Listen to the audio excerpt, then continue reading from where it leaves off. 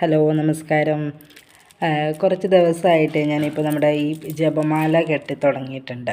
അപ്പോൾ ഈ ജപമാല കെട്ടുമ്പോഴുള്ള എൻ്റെ ഒരു ചെറിയൊരു അനുഭവമാണ് ഞാനിപ്പോൾ പറയുന്നത്. മറ്റെന്ത് ഞാൻ ചെയ്യുന്ന സമയത്താണെങ്കിലും ബാക്ക്ഗ്രൗണ്ടിൽ നമ്മളൊരു പാട്ടോ അല്ലെങ്കിൽ എന്തെങ്കിലും ഒരു സ്റ്റോറി അങ്ങനെ എന്തെങ്കിലും ഞാൻ മൊബൈലിൽ വെച്ചിട്ടാണ് ചെയ്യുന്നത്. കാരണം ഒറ്റയ്ക്ക് ഇരുന്ന് ചെയ്യുന്ന നമുക്കൊരു മൈൻഡ് ഒന്ന് സെറ്റ് ചെയ്യാനും ആ ഒരു ഇതിന് വേണ്ടിയിട്ട് അങ്ങനെ ചെയ്താണ് ഞാൻ എന്ത് ജോലിയാണേലും കിച്ചണിലാണേലും എന്തും ചെയ്യുന്നത്. അതുപോലെ തന്നെ ഞാൻ ജപമാല കെട്ടുന്ന സമയത്താണേലും ഇതുപോലെ പാട്ട് വെച്ച് ചെയ്യുന്ന സമയത്ത് നമുക്കിവിടെ ഈ ജപമാല കെട്ടുന്ന സമയത്ത് നമുക്കൊരു കെട്ടുണ്ട്.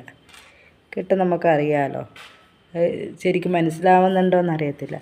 പക്ഷേ ഞാൻ കഴിഞ്ഞ ദിവസങ്ങളൊക്കെ ഈ ജപമാല കെട്ടുന്ന സമയത്ത് ഇതുപോലെ പാട്ട് വെച്ചു ജപമാല കെട്ടിക്കൊണ്ടിരിക്കുകയാണ്. പക്ഷെ എങ്ങനെ വന്നാലും അത് അവസാനം ആ ഒരു ഫിനിഷിങ്ങിൽ വരുന്നില്ല. പിന്നീട് ഇതുപോലെ ഒരു ദിവസം ഫോണിൽ ചാർജില്ലാത്ത സമയത്ത് ഫോൺ ചാർജിന് വെച്ചു. ഞാൻ ജപമാല കെട്ടാൻ തുടങ്ങി. അപ്പം എന്തായാലും ഒരു പാട്ടൊന്നും ബാക്കിലില്ല, എന്നാൽ പിന്നെ എന്താ ചെയ്യാമെന്ന് ഓർത്തപ്പം ഞാൻ ഈ ജപമാല കെട്ടിത്തുടങ്ങിയപ്പോൾ മുതൽ ഞാൻ ഓർത്തു എന്തായാലും ഒരു കാര്യം ചെയ്യാം. ജപമാല കെട്ടിക്കൊണ്ടിരിക്കുകയാണ്, അത്രയും നന്മ നിറഞ്ഞ മറിയമേ ചൊല്ലാമല്ലോ എന്നോർത്ത് ഓരോ മണി കെട്ടിയിട്ടും ഓരോ മണി കോർത്തിട്ടാണേലും ഓരോ കെട്ടുമ്പോഴാണേലും ഞാൻ നമ്മുടെ നന്മ നിറഞ്ഞ മറിയമേ ചൊല്ലി. അന്ന് കെട്ടിയ ആ ഒരു ജപമാലയ്ക്ക് ആ ഒരു ജപമാലയുടെ കെട്ടിന് യാതൊരു കുഴപ്പമില്ലായിരുന്നു. എല്ലാം നല്ല രീതിയിൽ തന്നെ എനിക്ക് ആ കെട്ട് കിട്ടിയായിരുന്നു. ഇതിൽ മനസ്സിലാവുന്നുണ്ടോയെന്ന് എനിക്കറിയില്ല.